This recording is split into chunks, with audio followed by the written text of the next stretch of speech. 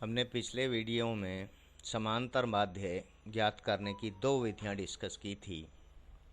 एक तो प्रत्यक्ष विधि डायरेक्ट मेथड और दूसरी शॉर्टकट मेथड लघु रीति। तीसरी एक और विधि होती है जिसे हम पद विचलन विधि के नाम से जानते हैं। इस विधि का उपयोग सतत श्रेणी में समांतर माध्य ज्ञात करने के लिए किया जाता है। देखिए, खंडित श्रेणी में समांतर माध्य ज्ञात करने का तरीका तो आपको सीधा सा है। मान लीजिए, आप एक कल्पना कीजिए कि 10 विद्यार्थी हैं या 10 विद्यार्थी हैं। मैं कहता हूं कि 10 विद्यार्थियों की पॉकेट में इस टाइम 500 रुपये हैं। किसी के में 20 हैं, किसी के में 50 है, किसी के में 100 हैं, किसी के में 10 हैं। और जब उनकी गणना की तो मान लीजिए कि 50 रुपये प्राप्त हुए।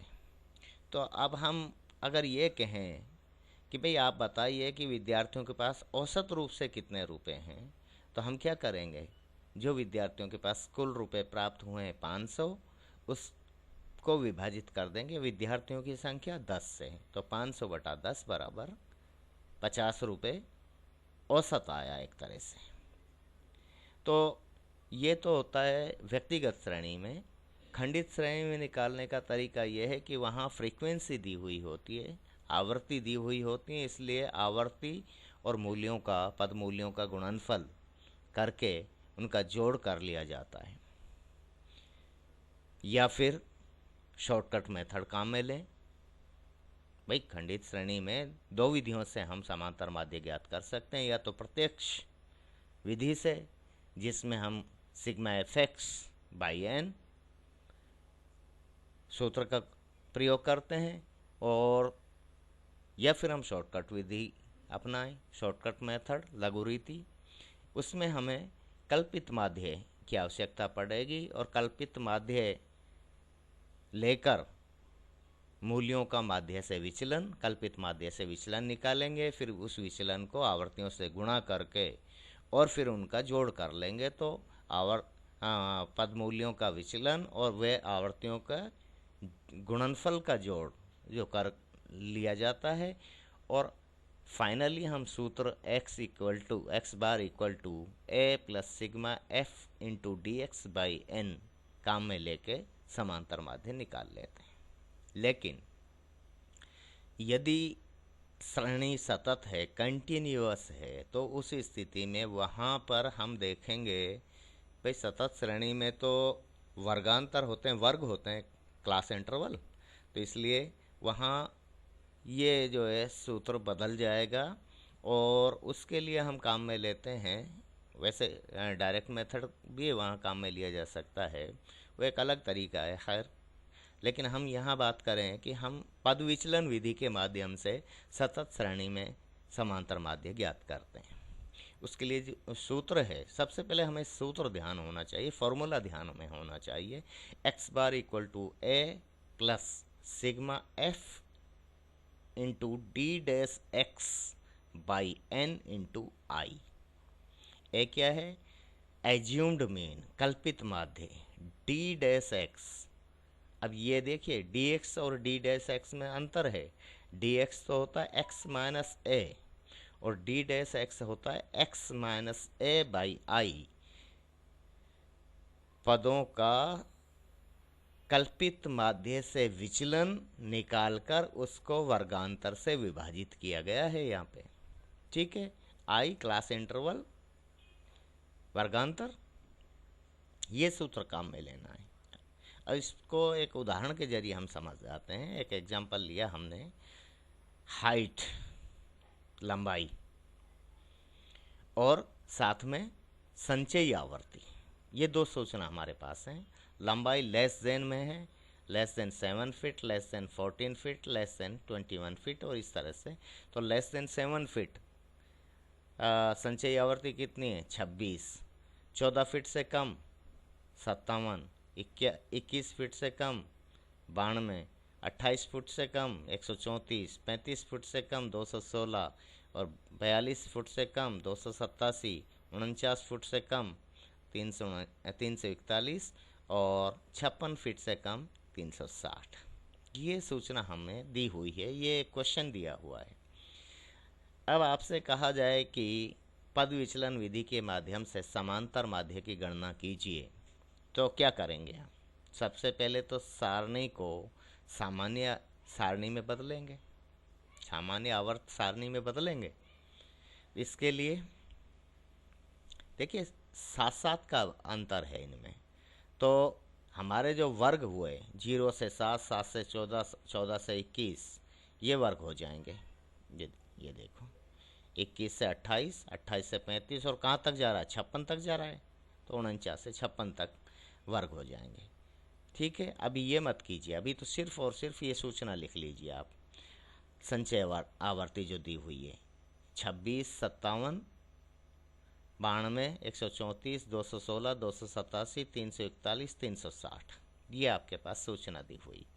अब मिड वैल्यू मध्यमान निकालिए। मध्यमान निकालने का तरीका क्या है कि जो वर्ग हैं उसमें उसकी lower limit plus upper limit by 2, L1 plus L2 by 2, 0 plus 7 बटा 2 बराबर 3.5। प्रत्येक वर्ग के लिए मध्य मूल्य मिड वैल्यू ऐसे ही आएगी। 7 प्लस 14 बटा 2 बराबर 21 बटा 2, तो 10.5 आ जाएगा।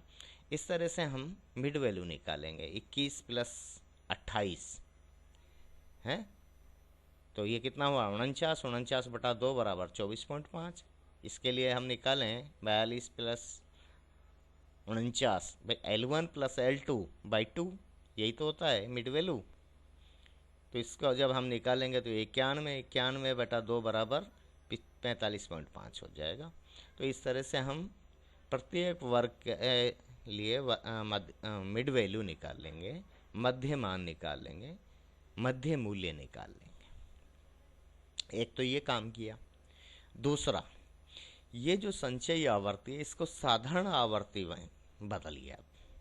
अब हमारी ज़रूरत बदल गई है, तो साधारण आवर्ती में बदलने का तरीका आपको पता ही है भाई। ये संचय आवर्ती जुड़ती हुई जाती है, तो पहले वर्ग के लिए तो 26 है, दूसरे के लिए 57 माइनस 26 बराबर 31, तीसरे के लिए 52 माइनस 57 बराबर 35, चौथे के लिए अगले में से पिछला घटाते जाइए और निकल ही आएगा। और इनका जोड़ इसके बराबर होना चाहिए। आवर्तियों का योग है जो अंतिम जो संचयी आवर्ती है 360, इसके बराबर होना जरूरी है। तो हमने दो काम किए हैं, एक तो मध्य मूल्य निकाला है और दूसरी संचयी आवर्ती को से साधारण आवर्ती निकाली। अब हमारा आधा काम हो गया।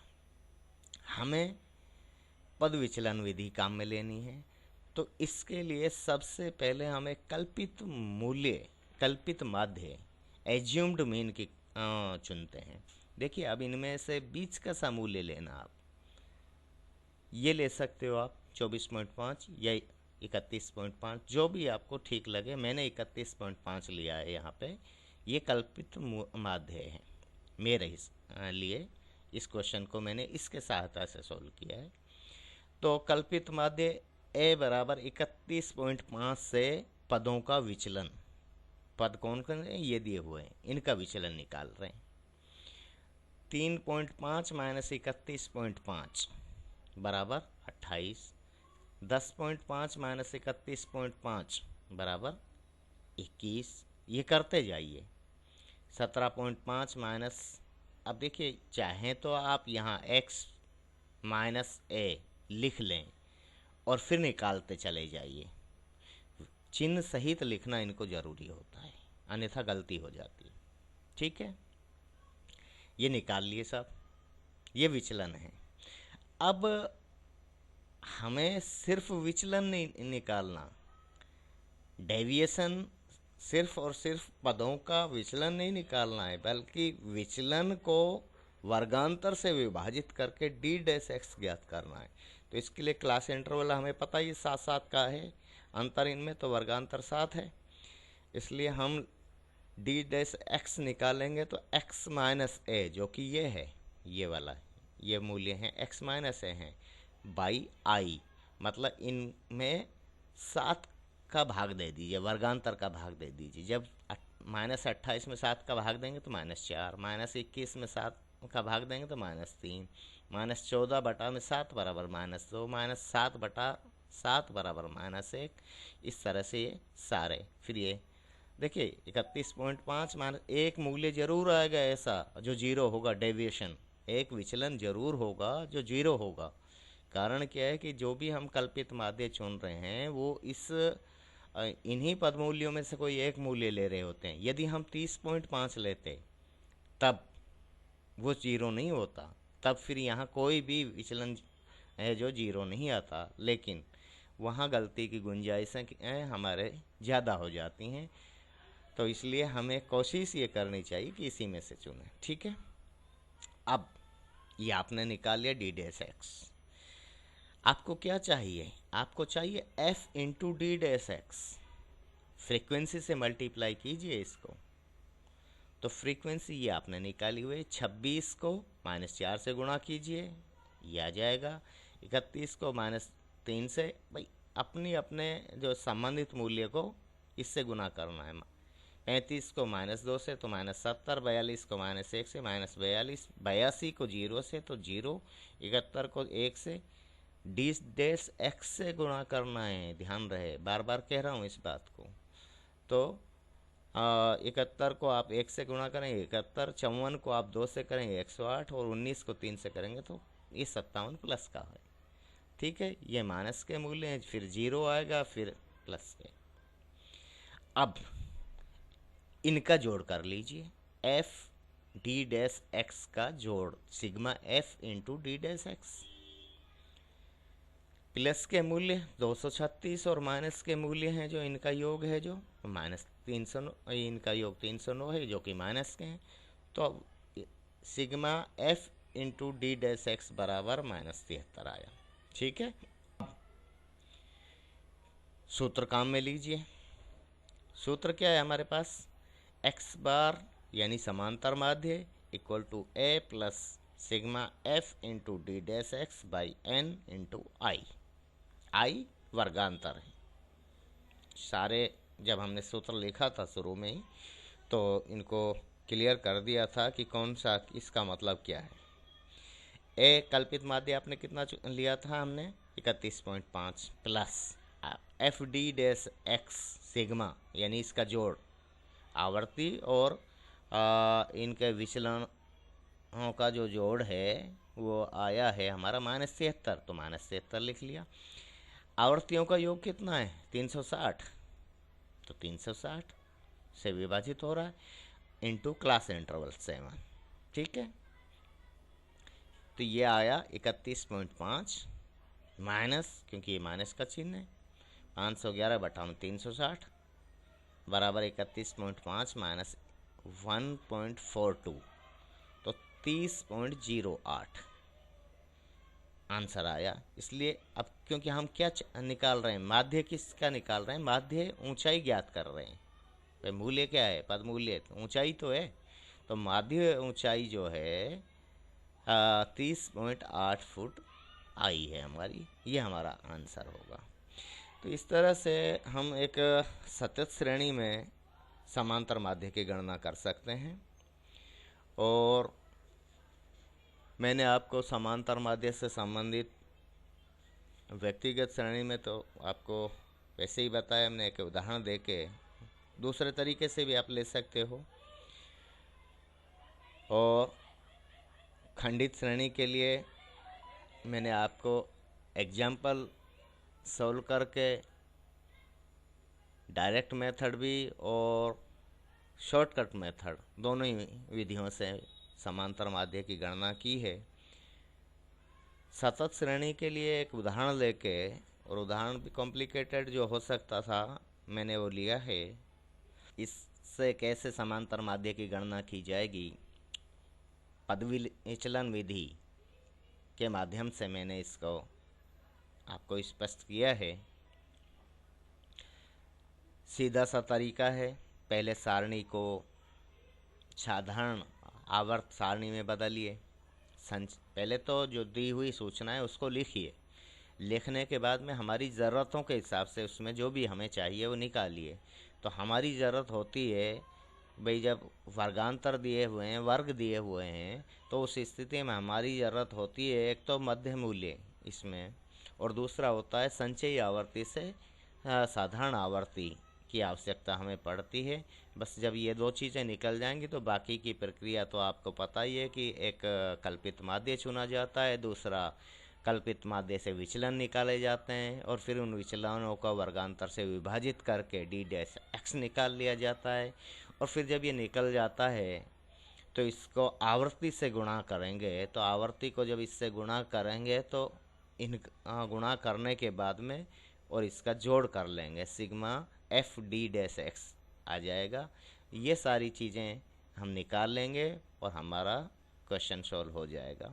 तो इस तरह से हम समांतर माध्य जो है, चाहे वो व्यक्तिगत श्रेणी हो, चाहे वो खंडित श्रेणी हो, चाहे वो सतत श्रेणी हो, दोनों ही विधियों से निकाल सकते हैं। जो आपको ठीक लगे वो विधि उस पर फोकस कीजिए। वैसे तो एग्जामिनर आपसे कह सकता है, वो कहता है ख़ास तौर से स्टेप डेविएशन मेथड के लिए तो इसके बारे में तो आपको पता होना चाहिए।